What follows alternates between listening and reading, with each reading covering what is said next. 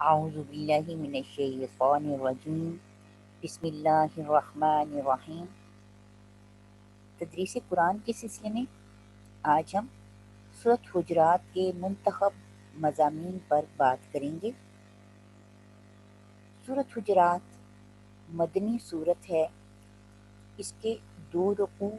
اور 18 آیات ہیں۔ اس کے اہم موضوعات میں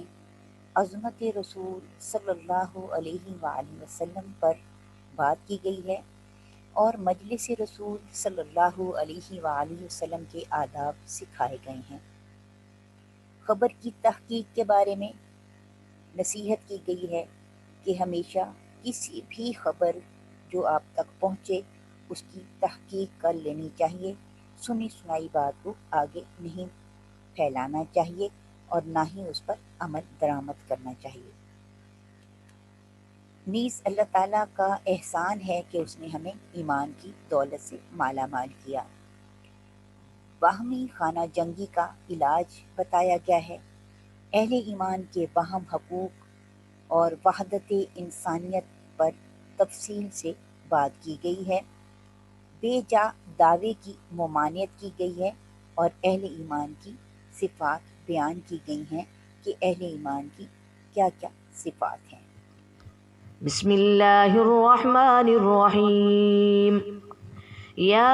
ایہا الذین آمنوا لا تقدموا بین یدی اللہ ورسولہ واتقوا اللہ ان اللہ سمیع علیم۔ يا أيها الذين آمنوا لا ترفعوا أصواتكم فوق صوت النبي ولا تجهروا له بالقول كجهر بعضكم لبعض أن تحبط أعمالكم وأنتم لا تشعرون۔ إن الذين يغضون أصواتهم عند رسول الله أولئك الذين امتحن الله قلوبهم للتقوى لهم مغفرة وأجر عظيم۔ اللہ کے نام سے جو بڑا مہربان نہایت رحم والا ہے۔ اے ایمان والو، اللہ اور اس کے رسول کے سامنے پہل نہ کرو، اللہ سے ڈرتے رہو، بے شک اللہ سب کچھ جاننے والا سننے والا ہے۔ اے ایمان والو، اپنی آوازیں نبی کی آواز سے بلند نہ کیا کرو اور نہ بلند آواز سے رسول سے بات کیا کرو جیسا کہ تم ایک دوسرے سے کیا کرتے ہو، کہیں تمہارے اعمال برباد نہ ہو جائیں اور تمہیں خبر بھی نہ ہو۔ بے شک جو لوگ اپنی آوازیں رسول اللہ کے حضور دھیمی کر لیتے ہیں، یہی لوگ ہیں کہ اللہ نے ان کے دلوں کو پرہیزگاری کے لیے جانچ لیا ہے، ان کے لیے بخشش اور بڑا اجر ہے۔ رسول اللہ صلی اللہ علیہ وآلہ وسلم مدینہ منورہ میں جو معاشرہ تشکیل دے رہے ہیں، اس کے بنیادی اصولوں کی یہاں پر وضاحت کی گئی ہے۔ سب سے پہلی اور بنیادی بات یہ ہے کہ اس پورے دینی معاشرے کی جو اساس ہے وہ رسول صلی اللہ علیہ وآلہ وسلم کی ذات گرامی ہے۔ یہ سارا معاشرہ آپ صلی اللہ علیہ وآلہ وسلم کے ارد گرد وجود میں آ رہا ہے۔ اس کی مرکزی حیثیت آپ صلی اللہ علیہ وآلہ وسلم کو حاصل ہے، اس لیے قرآن حکیم نے آپ صلی اللہ علیہ وآلہ وسلم کی اس مرکزی حیثیت کو واضح کیا ہے اور ایمان والوں کو متوجہ کیا ہے کہ رسول اللہ صلی اللہ علیہ وآلہ وسلم کی موجودگی میں گفتگو کرتے وقت آداب کا خیال رکھو۔ جب تک رسول اللہ صلی اللہ علیہ وآلہ وسلم کسی موضوع پر لوگوں سے رائے طلب نہ کریں تو از خود گفتگو شروع کر دینا رسول اللہ صلی اللہ علیہ وآلہ وسلم کی بات کا انتظار نہ کرنا یہ درست نہیں ہے۔ اسی لیے حکم دیا گیا کہ اللہ اور اس کے رسول سے آگے پیش قدمی نہ کرو۔ تو مقصود یہی ہے کہ جب آپ صلی اللہ علیہ وآلہ وسلم موجود ہوں مجلس میں تو آپ کے ارشاد کا، آپ صلی اللہ علیہ وآلہ وسلم کی ہدایت کا انتظار کیا جائے۔ جب آپ باقاعدہ رائے مانگیں تو پھر اس پر رائے دو، لیکن از خود گفتگو شروع کر دینا، بڑھ چڑھ کر بات چیت کرنا، یہ آداب کے خلاف ہے۔ اسی طرح دوسری بات یہ کی گئی ہے کہ اگر گفتگو کرنی بھی ہو تو اس کے بھی آداب ہیں۔ کسی کی بھی آواز آپ صلی اللہ علیہ وآلہ وسلم کی آواز سے زیادہ نہ ہو، اور اس طرح گفتگو کرنا جیسے تم آپس میں گفتگو کرتے ہو تو یہ بھی درست نہیں ہے۔ یہاں پر گویا بنیادی آداب بتائے گئے ہیں کہ حضور صلی اللہ علیہ وآلہ وسلم پر نہ صرف ایمان لانا ضروری ہے بلکہ مجلس میں ان آداب کا خیال کرنا بھی ضروری ہے، کیونکہ بسا اوقات جب کوئی شخص گفتگو کرتا ہے تو اس کی بلند آواز دوسرے کو بھی اذیت پہنچاتی ہے۔ تو رسول اللہ صلی اللہ علیہ وآلہ وسلم کو اگر تم نے اذیت پہنچائی تو یہ تمہارے سارے اعمال ضائع ہونے کا سبب بنے گی۔ اس لیے گفتگو کرتے وقت خاص طور پر ان کو ملحوظ رکھو۔ یہ صرف آداب نہیں ہیں بلکہ تمہارے لیے ضروری احکام ہیں۔ اس وجہ سے جب یہ آیات نازل ہوئیں تو حضرت عمر فاروق رضی اللہ تعالی عنہ نے آپ صلی اللہ علیہ وآلہ وسلم کی مجلس میں بات کرنا ہی بند کر دی کہ ہو سکتا ہے کہ میری آواز آپ صلی اللہ علیہ وآلہ وسلم سے بلند ہو جائے، کیونکہ بلند آواز والے تھے، آپ کی آواز بہت بلند تھی۔ تو انہوں نے اس قدر اہتمام کیا کہ رسول اللہ صلی اللہ علیہ وآلہ وسلم کی موجودگی میں کوشش کرتے تھے کہ خاموش ہی رہیں، جب تک کہ رسول اللہ صلی اللہ علیہ وآلہ وسلم ان سے کوئی بات نہ کرتے یا کوئی بات پوچھتے نہیں تھے، اس وقت تک گفتگو نہیں کرتے تھے۔ دراصل یہی بنیاد ہے جس سے معاشرے کے اندر مجلسی آداب کو بیان کیا گیا کہ مجلس میں گفتگو کی جائے، اور خاص طور پر اس مجلس میں جس میں کوئی باعظمت شخصیت موجود ہو، کوئی بڑے موجود ہوں، تو اس کو ملحوظ رکھنا ضروری ہے۔ اسی طرح قرآن ہمیں ہر پہلو سے رہنمائی فراہم کرتا ہے کہ معاشرے میں رہن سہن کے لیے آداب معاشرت ایک بنیادی حیثیت رکھتے ہیں، لہٰذا ان آداب کو ملحوظ رکھنا چاہیے۔ اسی طرح قرآن حکیم نے یہ بھی واضح کر دیا کہ جو لوگ بھی رسول اللہ صلی اللہ علیہ وآلہ وسلم کی موجودگی میں اپنی آوازیں پست رکھتے ہیں، یہ واقعی وہ لوگ ہیں جنہوں نے اپنی تربیت کی ہے، یعنی ہر چیز پر ان کی نظر ہے کہ ہم نے بات کیا کرنی ہے، بات کیسے کرنی ہے، ہماری آواز کتنی ہونی چاہیے، کیا ہونی چاہیے۔ یہ ساری چیزیں اس وقت تک ممکن نہیں ہیں جب تک کہ دلوں کے اندر اللہ اور اس کے رسول کی عظمت نہ ہو۔ قرآن کہتا ہے کہ اللہ نے ان کے دلوں کو گویا تقوی کے لیے آزما لیا ہے۔ اب ان کے دلوں کے اندر اعلیٰ درجے کا تقوی موجود ہے، احترام موجود ہے، عزت و عظمت موجود ہے، اور معاملات کے اندر کسی بھی قسم کی ناانصافی کرنے والے نہیں ہیں۔ ان کے لیے اللہ نے بہت بڑی بشارت اور خوشخبری کا اعلان کیا ہے کہ ان کے لیے مغفرت اور بہت بڑا اجر ہے۔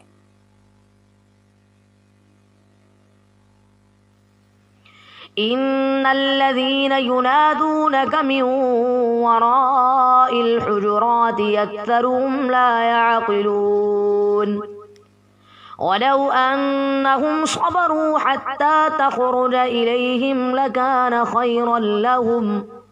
والله غفور رحيم يا أيها الذين آمنوا إن جاءكم فاسق بنبأ فتبينوا فتبينوا أن تصيبوا قوما بجهالة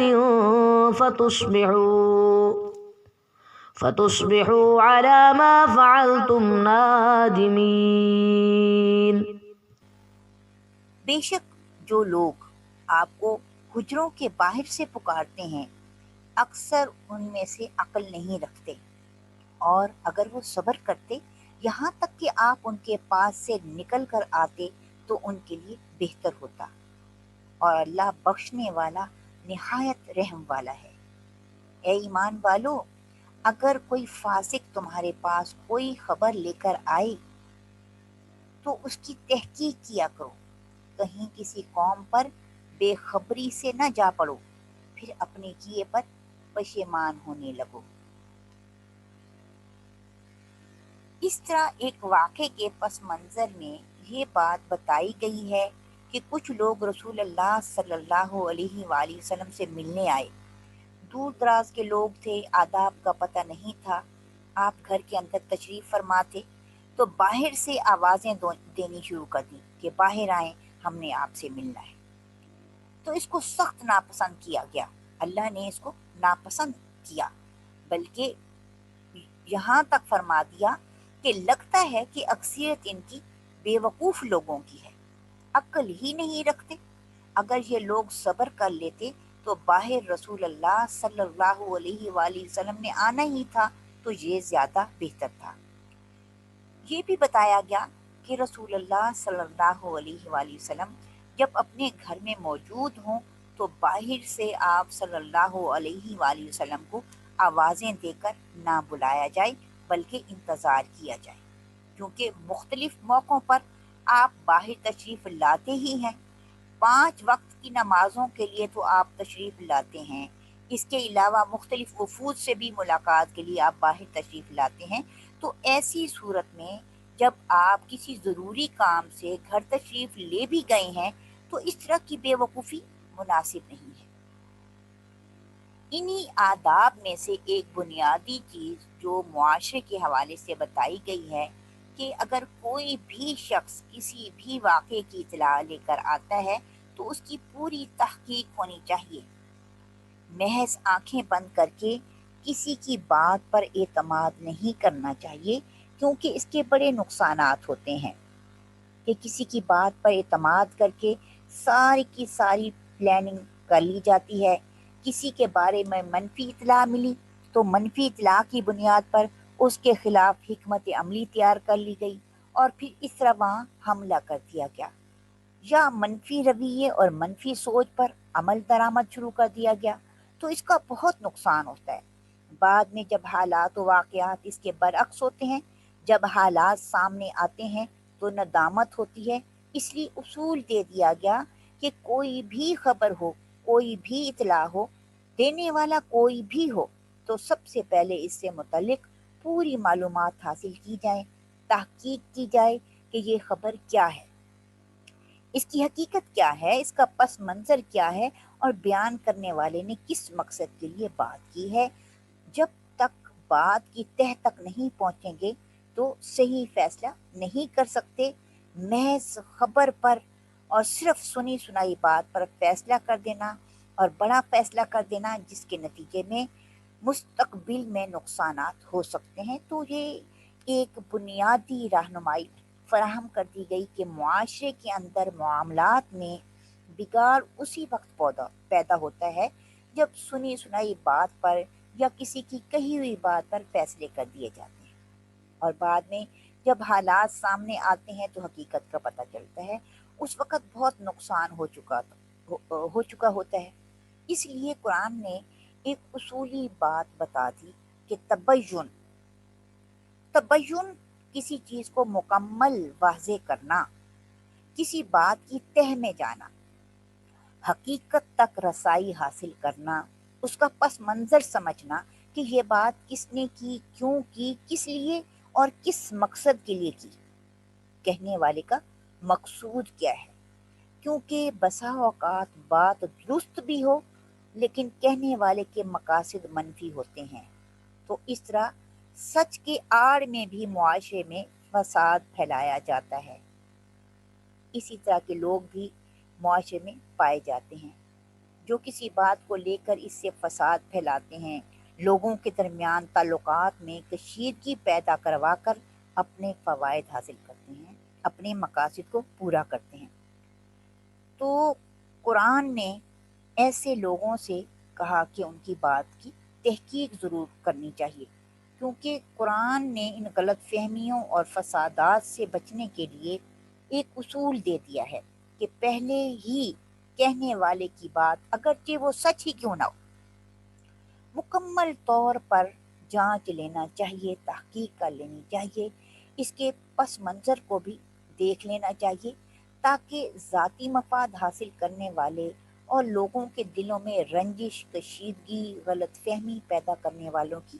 پہچان ہو سکے اور بعد میں کوئی شرمندگی نہ اٹھانی پڑے۔ آج بدقسمتی سے ہمارے معاشرے کی یہ ایک روٹین بن چکی ہے، یہ ایک مزاج بن چکا ہے کہ لوگوں کے درمیان غلط فہمیاں پیدا کرنا، سنی سنائی بات کو آگے پھیلانا اور بات کو بڑھا چڑھا کر پیش کرنا اور منفی نقطۂ نظر سے پیش کرنا، تاکہ لوگوں کی جو عہدے دار ہیں یا جن کو کوئی تفضل حاصل ہے، فضیلت حاصل ہے، ان سے فوائد حاصل کرنے کے لیے اس طرح کی حرکات کرتے رہتے ہیں۔ تو اس لیے ایسے لوگوں سے بچنے کا یہی طریقہ ہے کہ غلط فہمی پیدا کرنے والوں کو پہچان لیا جائے اور کوشش کی جائے کہ جو بھی وہ خبر دیتے ہیں اس سے پہلے اس کی تحقیق کر لینی چاہیے، پھر اس پر عمل درآمد ہونا چاہیے۔ ایسا نہ ہو کہ ہم ان کی سنی سنائی باتوں میں آ کر کوئی قدم اٹھا بیٹھیں، کوئی بات کر بیٹھیں، کچھ بھی منفی حکمت عملی تیار کر لیں، لیکن جب ہمیں بعد میں پتہ چلتا ہے کہ بات یوں نہیں تھی، صحیح بات یہ ہے، تو بعد میں شرمندہ ہونا پڑتا ہے۔ اس لیے ایسی چیزوں سے بچنا چاہیے۔ واعلموا أن فيكم رسول الله لو يطيعكم في كثير من الأمر لعنتم ولكن الله حبب إليكم الإيمان وزينه في قلوبكم وكره إليكم الكفر والفسوق والعصيان أولئك هم الراشدون فضلا من الله ونعمة والله عليم حكيم۔ اور جان لو کہ تم میں اللہ کا رسول موجود ہے، اگر وہ بہت سی باتوں میں تمہارا کہا مانے تو تم پر مشکل پڑ جائے، لیکن اللہ نے تمہارے دلوں میں ایمان کی محبت ڈال دی ہے اور اس کو تمہارے دلوں میں اچھا کر دکھایا ہے، اور تمہارے دل میں کفر اور گناہ اور نافرمانی کی نفرت ڈال دی ہے۔ یہی لوگ ہدایت یافتہ ہیں اللہ کے فضل اور احسان سے، اور اللہ جاننے والا، حکمت والا ہے۔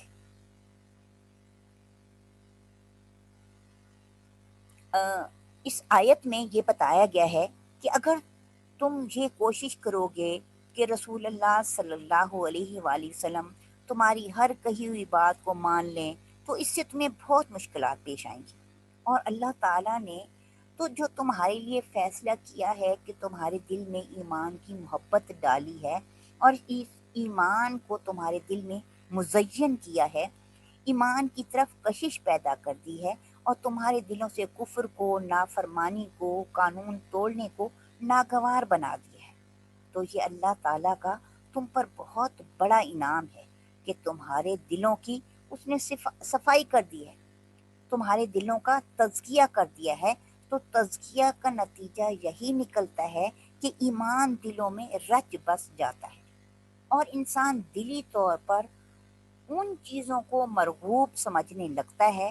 اچھا سمجھنے لگ جاتا ہے، اور وہ تمام چیزیں جو ایمان کے منافی ہیں، نقصان دہ ہیں، چاہے عقیدے کے درجے میں ہوں یا اعمال کے درجے میں ہوں،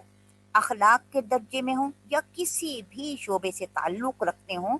ان تمام چیزوں کو دل سے برا جاننا، اور ظاہر ہے جس چیز کو دل سے برا جانا جائے گا تو لازمی طور پر اس سے اعتراض بھی ہوگا اور پرہیز بھی ہوگا۔ تو یہاں اللہ تعالیٰ نے ایک صفت بیان کی ہے کہ اللہ تعالیٰ نے رسول اللہ صلی اللہ علیہ وآلہ وسلم کی اس جماعت کے لیے ایمان کو پسندیدہ بنا دیا، اور اس مقصد کے لیے ان کے لیے یہی ایمان کشش کا باعث ہے۔ کوئی بھی معاملہ ہو، زندگی کا کوئی بھی شعبہ ہو، تو ایمان کے تقاضے سے ہی وہ فیصلہ کرتے ہیں، اور اس کے مقابلے پر ایمان کے منافی کوئی بھی چیز ہو۔ قرآن نے 3 چیزوں کا یہاں ذکر کیا ہے: کفر کا، فسوق کا اور عصیان کا۔ تو کفر تو انسان کے نظریات اور عقائد سے تعلق رکھتا ہے، اور فسوق کا تعلق بنیادی طور پر قانون کی خلاف ورزی سے ہوتا ہے، قانون توڑ دینا، قانون شکنی اختیار کرنا، اور عصیان نظم و ضبط کو توڑنا۔ تو چاہے نظم و ضبط کا معاملہ ہو یا قوانین کا معاملہ ہو یا عقائد و نظریات کا معاملہ ہو، تو اس سے ان کے دلوں میں اللہ تعالیٰ نے ایمان کے منافی تمام چیزوں کو مکروہ اور ناگوار کر دیا ہے۔ اسی بنیاد پر قرآن نے کہا کہ یہ جو جماعت ہے یہ راشدون کی جماعت ہے، ہدایت یافتہ لوگوں کی جماعت۔ گویا ہدایت یافتہ وہی لوگ ہیں جن کے دلوں میں ایمان مکمل طور پر راسخ ہو چکا ہے، رچ بس چکا ہے، اور ان ایمان کے تقاضوں کو ان کی زندگیوں میں مرکزی حیثیت حاصل ہے، اور ان کے دلوں سے کفر اور اس سے جڑی تمام چیزیں ناگوار اور مکروہ ہو جائیں گی، تو پھر جا کر ہدایت حاصل ہوتی ہے، ایمان مکمل ہوتا ہے۔ وَإِن طَائِفَتَانِ مِنَ الْمُؤْمِنِينَ اقْتَتَلُوا فَأَصْلِحُوا بَيْنَهُمَا فَإِن بَغَتْ إِحْدَاهُمَا عَلَى الْأُخْرَى فقاتلوا التي تبغي حتى تفيء إلى أمر الله فإن فاءت فأصلحوا بينهما بالعدل وأقسطوا إن الله يحب المقسطين إنما المؤمنون إخوة فأصلحوا بين أخويكم واتقوا الله لعلكم ترحمون۔ اور اگر مسلمانوں کے 2 گروہ آپس میں لڑ پڑیں تو ان کے درمیان صلح کرا دو، بس اگر ایک ان میں دوسرے پر ظلم کرے تو اس سے لڑو جو زیادتی کرتا ہے،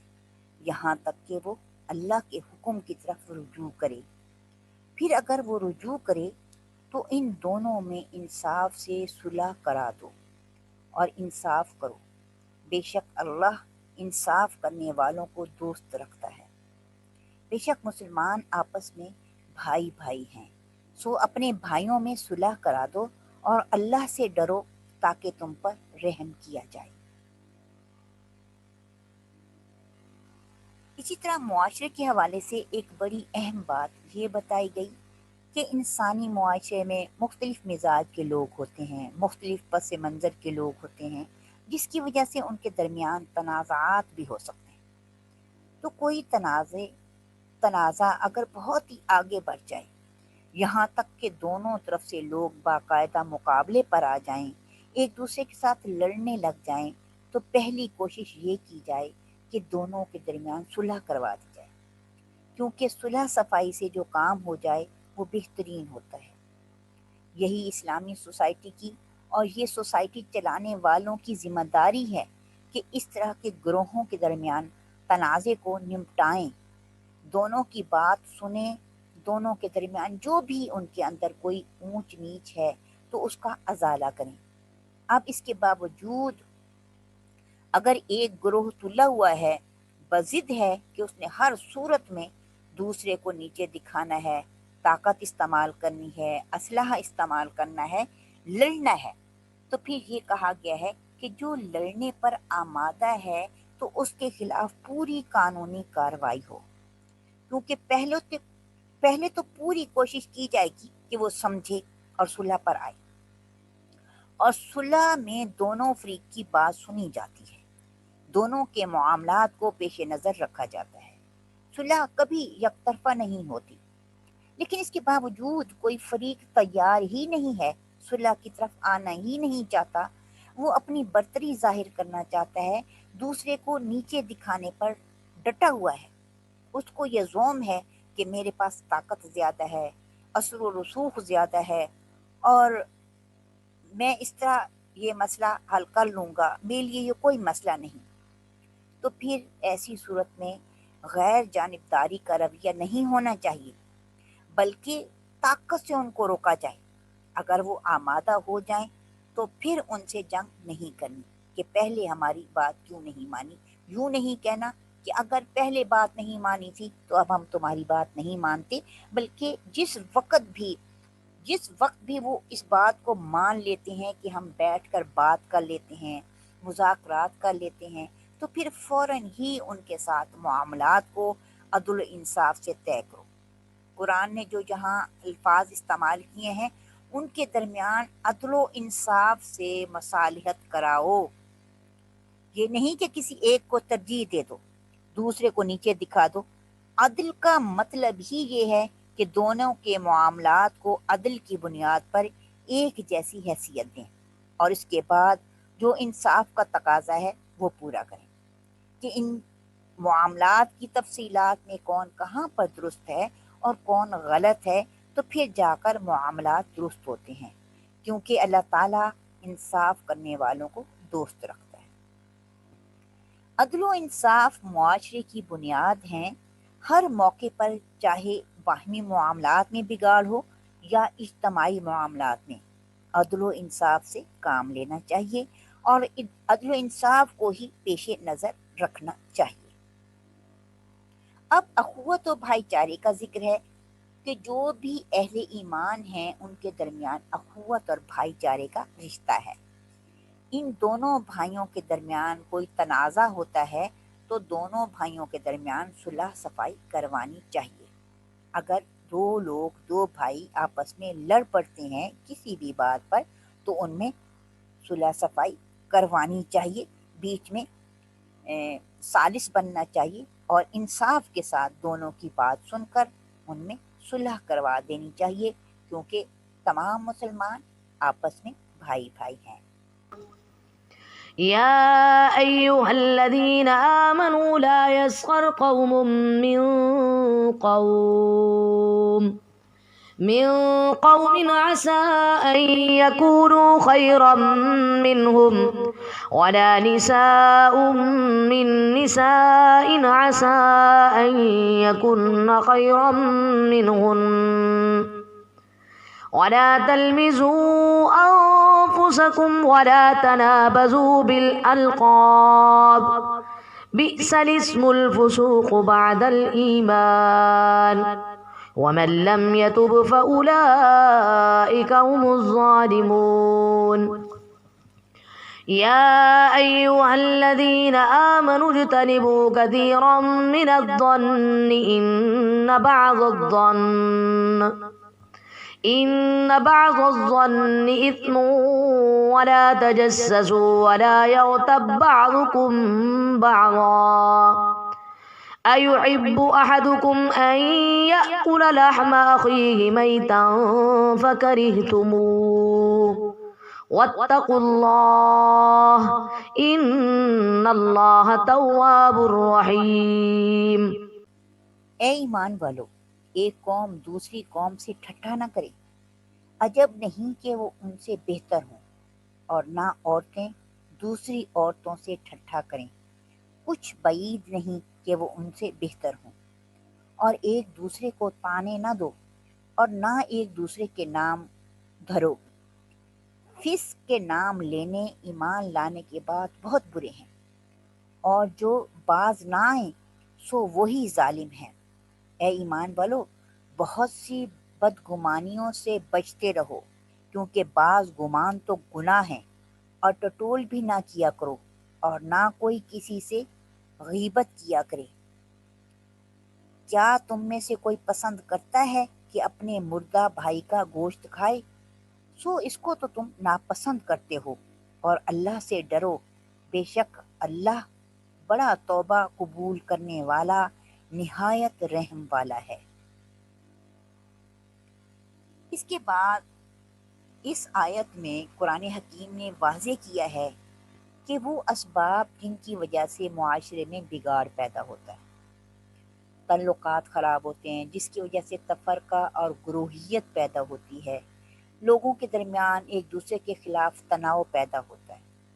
صرف ان سے روکا نہیں گیا بلکہ ان کے اسباب کی طرف بھی توجہ دلائی گئی کہ آپس کی لڑائی جھگڑوں کی یہ وجہ ہوتی ہے کہ ایک فریق دوسرے فریق کو کم تر سمجھتا ہے، حقیر سمجھتا ہے، جس کی وجہ سے یہ تناؤ پیدا ہوتا ہے، بگاڑ پیدا ہوتا ہے۔ تو قرآن نے کہا کہ کوئی بھی کسی بھی شکل میں کسی کا مذاق نہ اڑائے، خواہ وہ مرد ہوں یا عورتیں، کیونکہ عام طور پر مذاق اڑانے والوں کے ذہنوں میں یہ بات ہوتی ہے کہ ہم شاید ان سے بہتر ہیں، تو ہمیں یہ حق حاصل ہے کہ ہم ان کے بارے میں جو مرضی گفتگو کریں، جس طرح بھی ان کو نیچا دکھائیں۔ قرآن نے کہا کہ نہیں، ایسا نہیں ہے۔ ہو سکتا ہے کہ جن کا تم مذاق اڑا رہے ہو وہ تم سے کردار میں بہتر ہو، تو اس لیے تمہارے پاس کوئی گنجائش نہیں ہے کسی بھی حوالے سے، طاقت کے بل بوتے پر، گروہ کے بل بوتے پر، یا علاقے کے بل بوتے پر ہو، یا کسی زبان کے بل بوتے پر، کوئی بھی حوالہ تمسخر کا درست نہیں ہے، کیونکہ یہی حقارت معاشرے کے اندر گروہیت پیدا کرتی ہے، اسی کے نتیجے میں گروہوں کے درمیان لڑائی پیدا ہوتی ہے۔ اور یہ بھی فرمایا کہ ایک دوسرے پر طعن و تشنیع مت کیا کرو، ایک دوسرے پر الزامات لگانا شروع کر دیں، اسی طرح ایک دوسرے کے لقب رکھنا شروع کر دیں، ایک دوسرے کے برے نام رکھنا شروع کر دیں، نام بگاڑنا، حقارت سے نام رکھنا،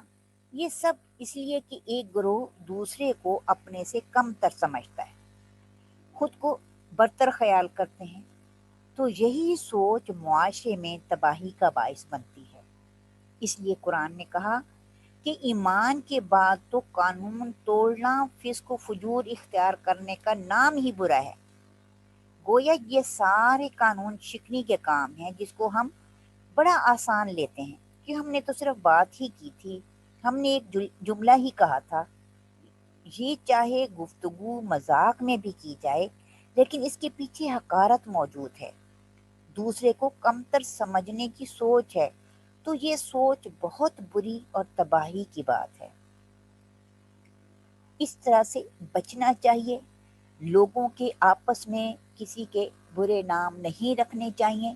اور نہ ہی کسی کا مذاق اڑانا چاہیے۔ اور پھر ہم مذاق اڑانے کے بعد ہم یہ کہہ دیتے ہیں، اس کو بہت ہی آسان لیتے ہیں کہ یہ کوئی، ہم نے تو صرف ایسی بات کی ہے، جملہ کہا تھا، فلاں نے برا مان لیا۔ تو ایسی باتیں جو ہیں یہ معاشرے کو تباہی کی طرف دھکیلتی ہیں، ایسی چیزوں سے بچنا چاہیے۔ اسی طرح بدگمانیوں سے روکا گیا کہ انسان خود ہی کوئی تصور کر کے، کوئی خیال بنا کر دوسرے کے بارے میں کوئی چیز بھی ذہن میں پختہ کر لے، اسی کو بدگمانی کہتے ہیں،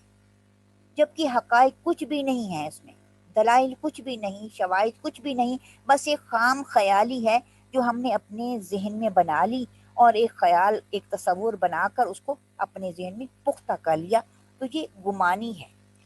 بدگمانی ہے، ایک اندازہ ہے اور ایک خیال ہے ذہن میں، اس اندازے پر ہی فیصلہ کر لیا۔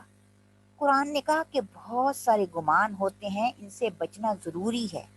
کیونکہ کئی چیزیں گناہ تک بھی لے جاتی ہیں۔ تو جب تک کسی چیز کے مستقل طور پر شواہد موجود نہ ہوں، دلائل موجود نہ ہوں، اس وقت تک خواہ مخواہ کوئی گمان پیدا کر لینا، خواہ مخواہ ایک خیال پیدا کر لینا درست نہیں ہے، کیونکہ بدگمانی سے بہت مسائل پیدا ہوتے ہیں، اور بعض ایسی طبیعتیں معاشرے میں پائی جاتی ہیں جو ان بدگمانیوں سے مفاد حاصل کرتی ہیں، اور ان کا مقصد یہ ہوتا ہے کہ زیادہ سے زیادہ بدگمانی پیدا کی جائے تاکہ ہمارا کام چلتا رہے، ہم فوائد حاصل کرتے رہیں۔ تو اس لیے بدگمانیوں سے بچنا چاہیے، اور ایسے مفاد پرست لوگوں کو پہچاننا چاہیے، ان کو جاننا چاہیے۔ اس طرح قرآن تجسس سے بھی منع کرتا ہے، ٹٹولنا، تجسس کرنا، تجسس رکھنا۔ تجسس کا مطلب ہے خواہ مخواہ کسی کے عیب تلاش کرنا، ٹٹولتے رہنا۔ آدمی تجسس میں پڑا رہے کہ اس کا کیا عیب ہے، اس میں کیا خامی ہے یا خرابی ہے، یہ کہاں گیا تھا، کہاں سے آ رہا ہے،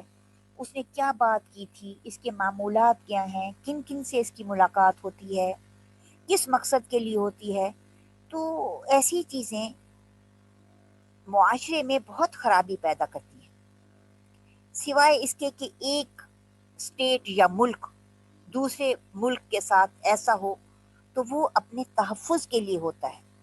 کسی ایک ملک کی دوسرے ملک کے لیے جاسوسی کرنا وہ ملک کے تحفظ کے لیے ہے، ادھر جاسوسی رکھنی پڑتی ہے دشمن کے حملے سے بچنے کے لیے، ملک کی حفاظت کے لیے۔ لیکن عام معاملات میں افراد کا اس طرح آپس میں ایک دوسرے کی ٹوہ میں رہنا، اس سے اختلاف پیدا ہوتے ہیں،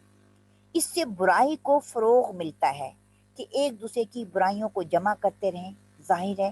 ہر انسان کے اندر کچھ نہ کچھ کمزوریاں ہوتی ہیں، تو ہر شخص ایک دوسرے کی کمزوریوں کو جمع کرے گا، تلاش کرے گا، تو لازمی طور پر اس سے فساد پھیلے گا۔ اس لیے اس سے روکا گیا ہے کہ مثبت سرگرمیوں کی بجائے منفی سرگرمیاں پھیلنے لگیں گی، لوگ اصلاحی اور بھلائی کے کاموں کی بجائے بگاڑ اور فساد کے کاموں میں مشغول ہو جائیں گے۔ اسی طرح غیبت سے بھی منع کیا گیا ہے۔ غیبت یہ ہے کہ کسی کی عدم موجودگی میں وہ گفتگو کرنا جو درست بھی ہو، حقائق پر مبنی ہو۔ اس لیے عام طور پر یہ کہہ دیا جاتا ہے کہ میں تو ایک حقیقت بیان کر رہا تھا، یا یہ تو ایک سچی بات ہے، میں تو سچ بیان کر رہا ہوں۔ تو کسی کی عدم موجودگی میں وہ بات کرنا کہ اگر ہم اس کے سامنے کریں گے تو وہ اسے بری لگے گی، اچھی نہیں لگے گی، چاہے وہ حقیقت پر ہی مبنی کیوں نہ ہو، کیونکہ اس سے قطع تعلقی پیدا ہوتی ہے، اس سے معاملات خراب ہوتے ہیں۔ اگر واقعی کوئی خرابی موجود ہے تو اس کے سامنے جا کر بات کی جائے تاکہ وہ ان کو درست کر سکے، یا ایسے آدمی کے سامنے بات کی جائے جو اس کو درست کروا سکے۔ محض مجلس آرائی کے لیے باتیں بنانا، یہ تو ظاہر بات ہے کہ فساد کے سوا کچھ بھی نہیں۔ اگر سچی بات نہیں ہے، اس میں جھوٹ کی آمیزش ہے، تو اس سے بھی بڑا گناہ ہے، یہ بہتان ہے۔ تو غیبت جھوٹ بولنے کو نہیں کہتے، غیبت کے اندر سچ ہی بولا جاتا ہے، لیکن ایسا سچ جو دوسرے آدمی کو ناگوار گزرتا ہو، کہ اس کا تذکرہ کسی اور کے سامنے آپ کرتے ہیں تو اسے اچھا نہیں لگتا۔ آپ بھی جانتے ہیں یہ بات کہ جو بات میں یہ اگر اس کے سامنے کروں گا تو اسے بری لگے گی، اور آپ ایسی بات اس کے سامنے نہیں کر سکیں گے۔ ہمیشہ ایسی گفتگو پیٹھ پیچھے دوسرے کی عدم موجودگی میں، غیر موجودگی میں کی جاتی ہے، اور مقصد صرف اس کو ڈیگریڈ کرنا ہوتا ہے، صرف اس کو کم حیثیت یا برا ثابت کرنا ہوتا ہے۔ تو ظاہر ہے ایسی باتیں، ایسے سچ فساد کا باعث ہی بنتے ہیں، اور سوائے آپس کے تعلقات خراب کرنے کے کوئی معنی نہیں رکھتے۔ اور اس کی قباحت کو قرآن نے جس طرح بیان کیا ہے کہ واقعتاً وہ تصور انسان ذہن میں رکھے کہ اس کا ایک بھائی جو فوت ہو چکا ہے، اس کی میت پڑی ہوئی ہے، کوئی شخص تو کیا اس کا بھائی کیا اس کا گوشت کھانا پسند کرے گا؟ ایک ویسی انسان کا گوشت ایک عام انسان جو سمجھدار ہے، اس میں عقل موجود ہے، عقل رکھتا ہے، کبھی بھی نہیں کھا سکتا۔ ایک عام انسان کی میت کا، اور وہ بھی بھائی، تو قرآن نے اس کی قباحت بیان کی ہے کہ تمہیں گھن آئے گی، تمہیں سنتے ہی گھن آئے گی۔ آدمی کی طبیعت صرف سوچنے پر بھی، اس کو سوچنا بھی بہت مشکل ہے، صرف تصور کرنا ہی بہت مشکل ہے۔ تو پھر قرآن نے کہا کہ غیبت بھی اسی طرح ہی ہے، اسی طرح کی تمہیں گھن آنی چاہیے اس طرح کے معاملات پر، کہ اول تو گفتگو تمہیں کرنی ہی نہیں چاہیے،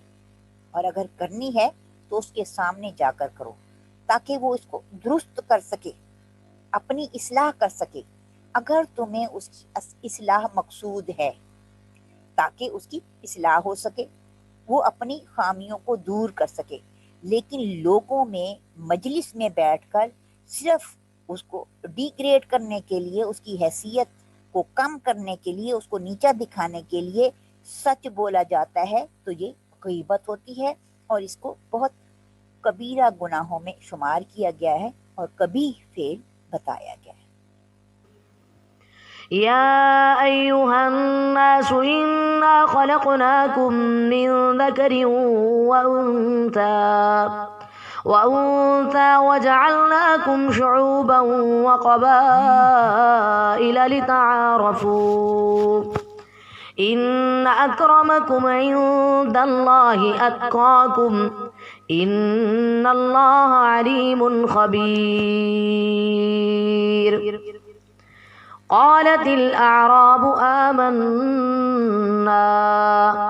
قل لم تؤمنوا ولكن قولوا أسلمنا ولما يدخل الإيمان في قلوبكم وإن تطيعوا الله ورسوله لا يلدكم من أعمالكم شيئا إن الله غفور رحيم۔ اے لوگو، ہم نے تمہیں ایک ہی مرد اور عورت سے پیدا کیا ہے، اور تمہارے خاندان اور قومیں جو بنائی ہیں تاکہ تمہیں آپس میں پہچان ہو۔ بے شک زیادہ عزت والا تم میں سے اللہ کے نزدیک وہ ہے جو تم میں سے زیادہ پرہیزگار ہے۔ بے شک اللہ سب کچھ جاننے والا خبردار ہے۔ بدوؤں نے کہا کہ ہم ایمان لے آئے ہیں، کہہ دو تم ایمان نہیں لائے، لیکن تم کہو ہم مسلمان ہو گئے ہیں، اور ابھی تک ایمان تمہارے دلوں میں داخل نہیں ہوا، اور اگر تم اللہ اور اس کے رسول کا حکم مانو تو تمہارے اعمال میں سے کچھ بھی کم نہیں کرے گا۔ بے شک اللہ بخشنے والا نہایت رحم والا ہے۔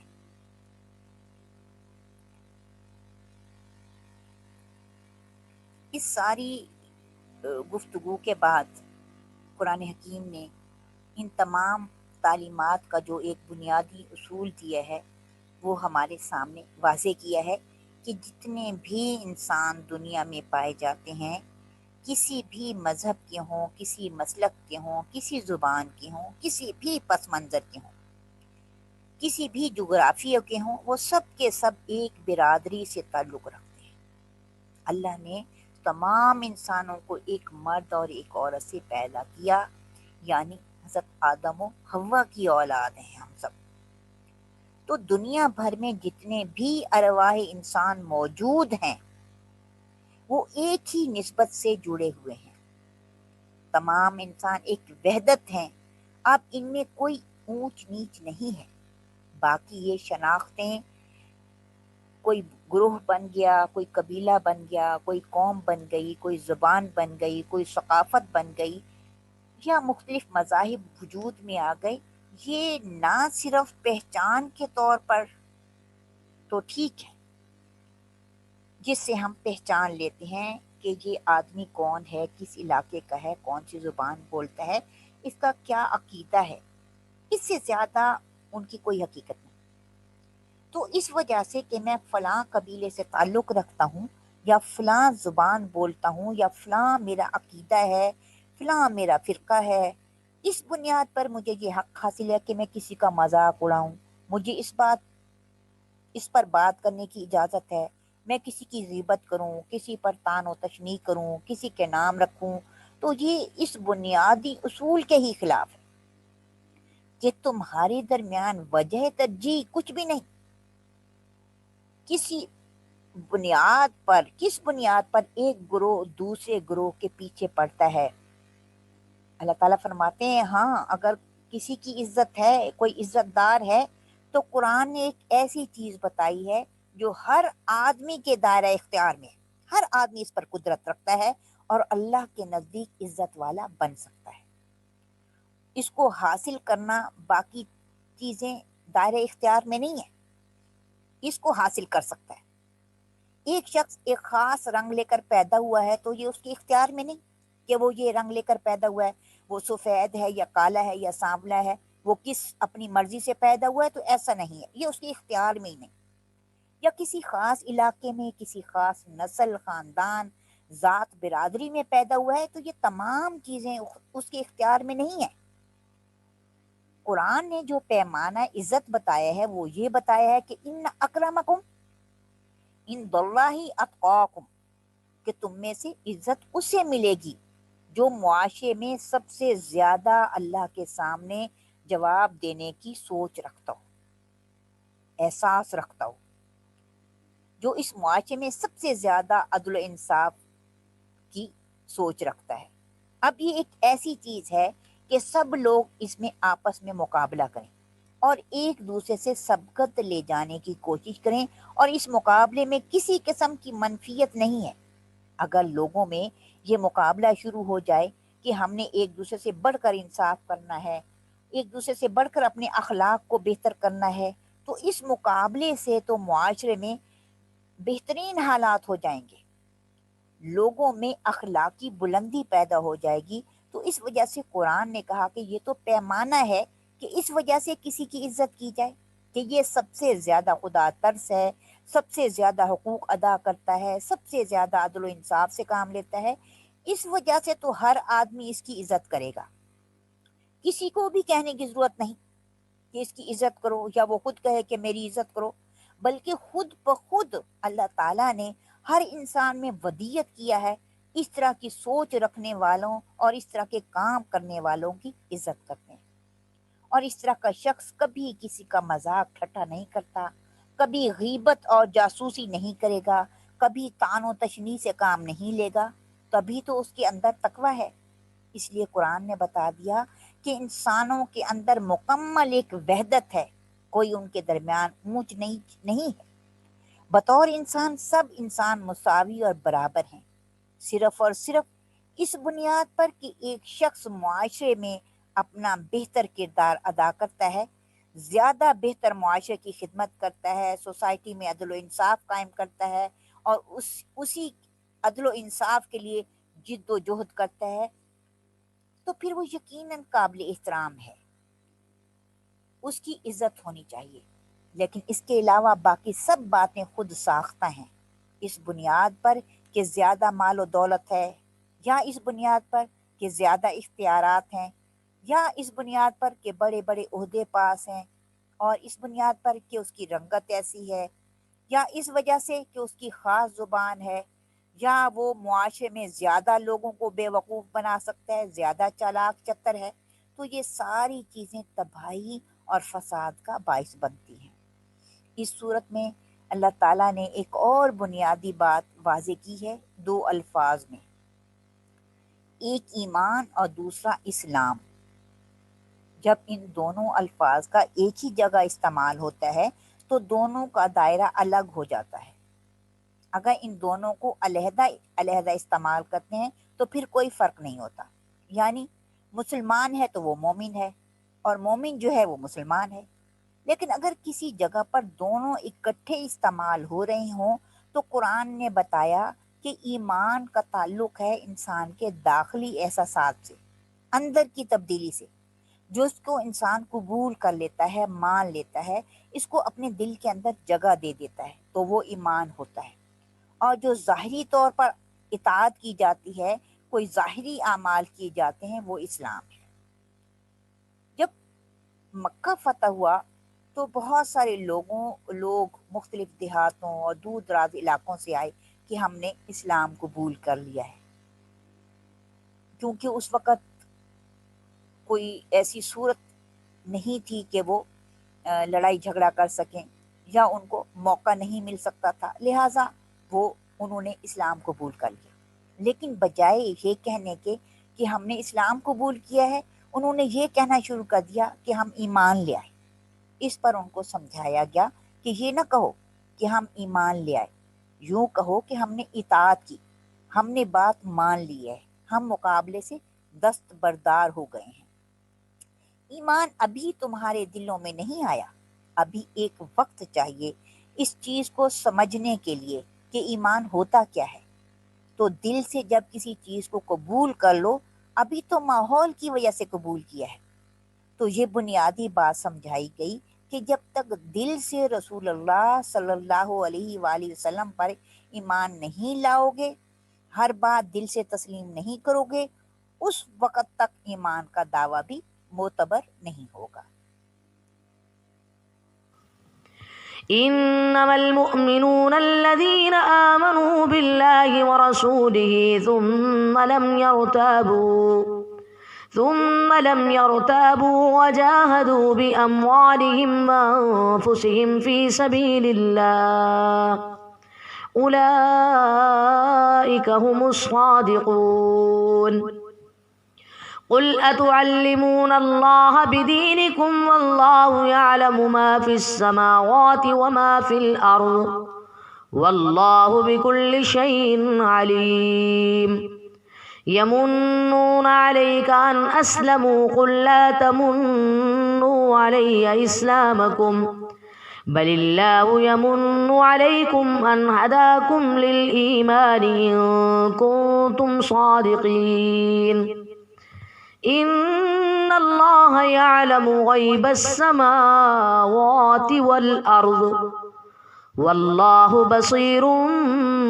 بما تعملون۔ بے شک سچے مسلمان تو وہی ہیں جو اللہ اور اس کے رسول پر ایمان لائے، پھر انہوں نے شک نہ کیا اور اپنے مالوں اور اپنی جانوں سے اللہ کی راہ میں جہاد کیا، وہی سچے مسلمان ہیں۔ کہہ دو کیا تم اللہ کو اپنی دینداری جتاتے ہو، اور اللہ جانتا ہے جو کچھ آسمانوں میں اور جو زمین میں ہے، اور اللہ ہر چیز کو جاننے والا ہے۔ آپ پر اپنے اسلام لانے کا احسان جتاتے ہیں، کہہ دو مجھ پر اپنے اسلام لانے کا احسان نہ جتلاؤ، بلکہ اللہ نے تم پر احسان کیا ہے کہ اس نے ایمان کی طرف تمہاری رہنمائی کی، اگر تم سچے ہو۔ بے شک اللہ آسمانوں اور زمین کی سب مخفی چیزیں جانتا ہے اور دیکھ رہا ہے جو تم کر رہے ہو۔ قرآن حکیم نے واضح کیا کہ جو پورے شعور اور ارادے کے ساتھ اور دل کے ساتھ اللہ اور اس کے رسول صلی اللہ علیہ وآلہ وسلم کو بالادست مان کر ان کے احکام کو قبول کرتے ہیں تو وہ مومن کہلائیں گے، اور پھر وہ عملی تقاضوں کے لیے یہ فیصلہ کر لیں کہ ہم اپنے جان و مال بھی خرچ کر دیں گے، قربانی کا جذبہ بھی ان میں پیدا ہو جائے۔ قربانی کا جذبہ جب تک پیدا نہیں ہوگا اس وقت تک یہ دعویٰ جو ہے نہیں ہوگا، یہ صرف دعویٰ ہی ہوگا، یہ عملی طور پر ایمان نہیں ہوگا۔ جب تک ذہنی طور پر ہر قسم کی قربانی کے لیے تیار نہ ہو جائیں، اور اللہ تعالیٰ ہر قسم کے دلوں کے اعمال اور نیتوں سے واقف ہے اور باخبر ہے، اسے کسی بات کی خبر دینے کی ضرورت نہیں ہوتی، یا اسے کچھ بات بتلانے کی ضرورت نہیں ہوتی کہ ہم ایمان لائے، ہم اسلام لائے، ہم اللہ کے فرما بردار ہو گئے، ہم رسول کے فرما بردار ہو گئے، یا کچھ بھی، کیونکہ اللہ تعالیٰ آسمانوں اور زمین کے حقائق سے باخبر ہے، وہ ہر طرح کے اعمال کو دیکھ رہا ہے، بہت باریک بین خبردار ہے۔ ہم جو بھی عمل کرتے ہیں وہ اس سے واقف ہے، ہم ذرا برابر بھی نیک عمل کرتے ہیں تو وہ اس کو جانتا ہے، اور اگر ہم برا عمل کرتے ہیں اس کو بھی جانتا ہے۔ اگر ہم دلوں میں خیال بھی لاتے ہیں کسی اچھے کام کا یا برے کام کا تو وہ اس سے بھی باخبر ہے، ہمارے دلوں کے حالات تک، دلوں کے راز تک وہ جانتا ہے، وہ ہر چیز کا علم رکھنے والا خدا ہے، اس کو بتانے کی ضرورت نہیں ہوتی کہ میں نے نماز پڑھی ہے یا میں نے یہ ایمان لایا ہوں یا میں اچھا ہوں یا میں نیک ہوں، کیونکہ وہ تمام باتوں سے باخبر ہے، تمام اعمال سے باخبر ہے، وہ تو نیتوں کا بھی مالک ہے، ہر چیز کا مالک ہے، لہٰذا وہ تمام ہمارے اعمال کو دیکھ رہا ہے، تمام زمین و آسمان کی مخفی چیزوں کو بھی جانتا ہے اور ظاہری چیزوں کو بھی جانتا ہے، اور انسانوں کے ظاہری اور پوشیدہ تمام اعمال سے واقف ہے اور ان کو دیکھ رہا ہے۔ وما علینا الا البلاغ،